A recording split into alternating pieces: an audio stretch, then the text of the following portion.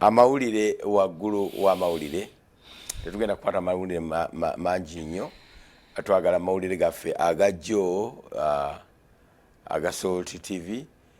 Robert Mutebi nga ekifaananyi kyaffe kyabadde si kibi temulimu bitiisa therefore tuyinza okuddamu ne tukiraba aba control room oyinza okumutuwa kubanga abantu abamuntu sewonono nga abamu tebamanyi bagamba nga kitale kyagudde ku kyalo nti ate ekyaki can you believe ku Musunsuzi nakataddeko nga wakaite second 3 nawo tonateekako abantu baliiko ate ekyewunyisa Robert Mutebi eyagenze ku scene nasaka amawulire kiri temulaba TV lwaki musibata bagoba eneda abantu babira n'emirimu emirala atuna ku lwajiro ade luzibu nnyo oba tulaba TV yaffe oba olaba yani Mutebi yabadde ku ground wamala wasabye amawulire n'ayita Mutebi ngali mu sweta ye yasosinaga breakinga n'agamba nti bannange waliwo ekitalo ekitiguddeko wano mu Lungujja ne tugenda kudda mu mawulire ne Mutebi mwebaza yakosezza obudde mu time eyo nga n'omulambo tebannagujjamu n'omulambo yabadde Mutebi ali ekyo kye bali abantu batwagaliza ali faster ebifaananyi ebyo byabadde bibi nnyo Jennifer Fulfiga ate abaana baatamuza ebifaananyi nga bambi omamupimula amasasi nga waliri bakubye wano ebimu mwandi njagala bategeeze abantu abakuba abanamu amasasi mukuba ne mugulya abaana emmere ne balya mu misaayi gy'abantu kyova olamuzaala ebyana ebibuyabuya ebizezengere ebiziringu ebizininyo bantu mu lunaku lujja kuba lumu mugenda kufa oba watani oba watayisima oba watali chadi oba watani nofuna sente one day ate bantu babagobye babakuba ekyo kye bakutte ekiramu ekyo njagala bakyogeze ne report zimuzigamba bombi bafude control room storage okay kuliko omulamu twe edobozi ogwongerayo ateberenga egwongeddeyo akitalo nnyo ekitalo ddala akogwe agenda maaso n'okutulaba ssaawa zino Muhammad Wamala n'abatulaba ku Salt TV ekiriwo ssaawa zino kyekyo nga bwogenda maaso n'okutulaba atugenda kubanga tukuwa ku kifaananyi kaakati ekigazi ku kiri wano kugwe agenda maaso n'okutulaba mulaba kaakati bagezaako okubanga ate batetenkanya okugyamu omubiri gwe okubanga baguteeka bagwongerayo mu ambulance nga bamutegeezezza naye nga ekiriwo kaakati omukulu po Bbosa akulira ekika eky'endiga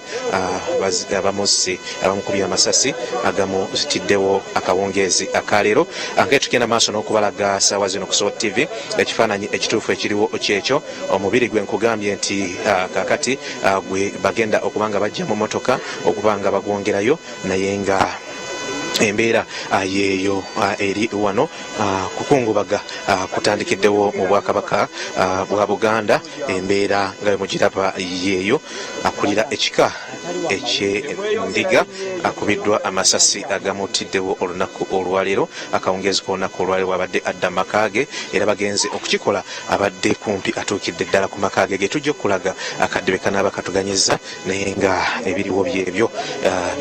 omukulu Bbosa omutaka Bbosa ow'ekika eky'endiga bamukubye amasasi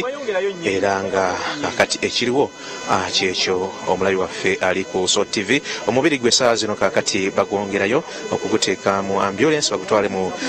ddwaliro e Mulago gye gunaafa gutwalibwe mu funeral home ate n'enteekateeka z'okuziika tujja bategeeza nga bwe zinaaba zitambula kummwe abagenda mu maaso n'okutulaba naye nga ekiriwo kyekyo batulaba ku Salt TV embeera yeeyo nyamba mukwano gwange agenze bamukubye amasasi munnange mpambatira ne mukwano gwange munange mpambatira ne mukwano gwange munange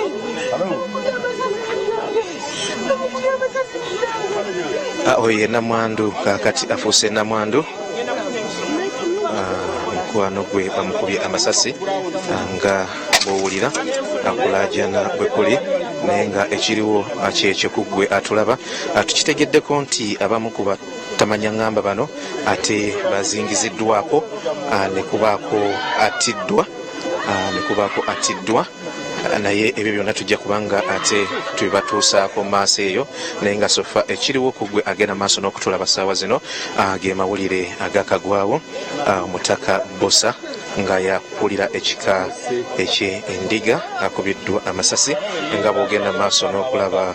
gwe wenna agenda maaso n'okutolaba. Nkugambye nti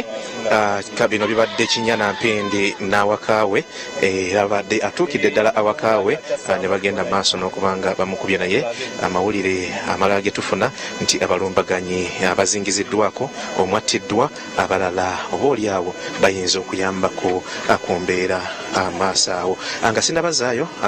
agenda kubalagako ku namwandu kakati mu kiseera kino gwe muwulidde wali nga alaajana yoyo bw'ogenda maaso n'okulaba omwami abadde atuuse waka naye tasobodde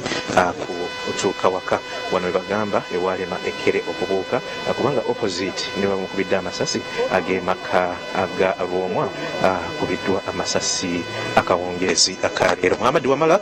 ne ttiimu ekiriwo kyekyo twagadde tubalageko ku mbeera nga bweri. Omulambo gwe gumaze oba omubiri gwe gumaze okubanga gussibwa mu mmotoka eya ambulance gubeere nga gwongezerwayo ate ebikira ku bino tujja kubanga tubalaga mawulire gaffe nga wegana bagaddako ne live ez'enjawulo zetunagenda maaso n'okubatuusaako naye nga ekiriwo kyekyo nga bw'ogenda maaso n'okulaba. Omunyo live tubatuusaako embeera nga bweri wano wetuli era ekiriwo kyekyo. Wamala